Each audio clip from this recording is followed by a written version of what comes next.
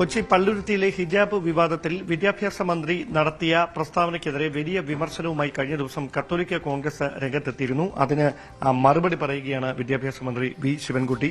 മിനിസ്റ്ററെ, കഴിഞ്ഞ ദിവസം അങ്ങ് നടത്തിയ ഒരു പ്രസ്താവനയ്ക്കെതിരെ കത്തോലിക്ക കോൺഗ്രസ് വലിയ വിമർശനം ഉന്നയിച്ചിരിക്കുകയാണ്.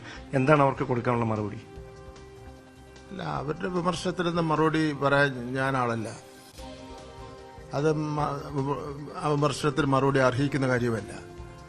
വിദ്യാഭ്യാസ മന്ത്രി എന്നുള്ള നിലയിലും വിദ്യാഭ്യാസ ഡിപ്പാർട്ട്മെന്റ് എന്നുള്ള നിലയിലും കേരള എഡ്യൂക്കേഷൻ റൂൾ അനുസരിച്ചും കേന്ദ്ര വിദ്യാഭ്യാസ നയമനുസരിച്ചും കാര്യങ്ങൾ നടത്തിക്കൊണ്ടു പോകുന്നു മാത്രമേ ഉള്ളൂ.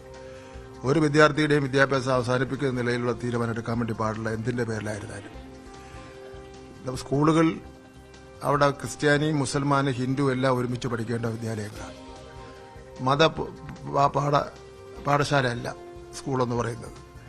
അപ്പം അതുകൊണ്ട് നമുക്ക് എന്തെങ്കിലും പ്രശ്നങ്ങളുണ്ടെങ്കിൽ ആ പ്രശ്നങ്ങൾ ചർച്ച ചെയ്ത് പരിഹാരം കാണുക എന്നുള്ളതല്ലാതെ രാഷ്ട്രീയ മുതലെടുപ്പിനോ അല്ലെങ്കിൽ വിദ്യാഭ്യാസ രംഗത്ത് കുഴപ്പമാണെന്ന് വരുത്തി തീർക്കുന്നതിന് വേണ്ടിയുള്ള പരിശ്രമം നടത്തി അതൊക്കെ ജനങ്ങൾ നേരിട്ട് കാണുന്ന ജനങ്ങൾ അതെല്ലാം തള്ളിക്കളയും. അല്ല, ഈ സന്യസ്ത സമൂഹത്തെ അങ്ങ് അപമാനിച്ചു എന്നാണ് അവരുടെ ആക്ഷേപം.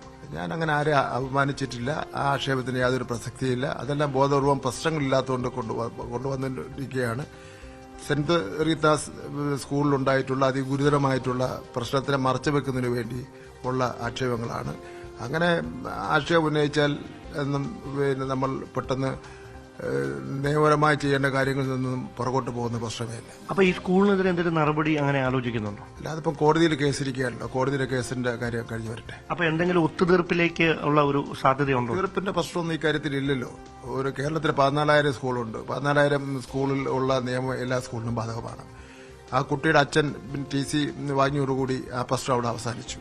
ഇനി ആ കുട്ടിക്ക് ഏതെങ്കിലും സ്കൂളിൽ അഡ്മിഷൻ കിട്ടിയില്ലെങ്കിൽ ഗവൺമെന്റ് ഇടപെട്ടുകൊണ്ട് പ്രത്യേക ഉത്തരവ് കൊടുത്ത് ഗവൺമെന്റ് സ്കൂളിൽ പഠിക്കുന്നതിന് വേണ്ടി അനുവാദം കൊടുക്കും. ഈ തെരഞ്ഞെടുപ്പ് അടുത്തു വരുന്ന ഒരു സാഹചര്യമാണ്. അപ്പോൾ ഈ ഒരു പർട്ടിക്കുലർ സ്കൂളിന്റെ കാര്യമാണെങ്കിലും അത് ഒരു സമൂഹത്തെ മുഴുവൻ ബാധിക്കുന്ന തരത്തിലാണ് ചർച്ചയായിക്കൊണ്ടിരിക്കുന്നത്. ഇതൊന്നും ഒരു തെരഞ്ഞെടുപ്പിനെ ബാധിക്കുന്ന പ്രശ്നമല്ല, മാധ്യമങ്ങൾ ഉണ്ടാക്കുന്ന ചർച്ച മാത്രമാണ്.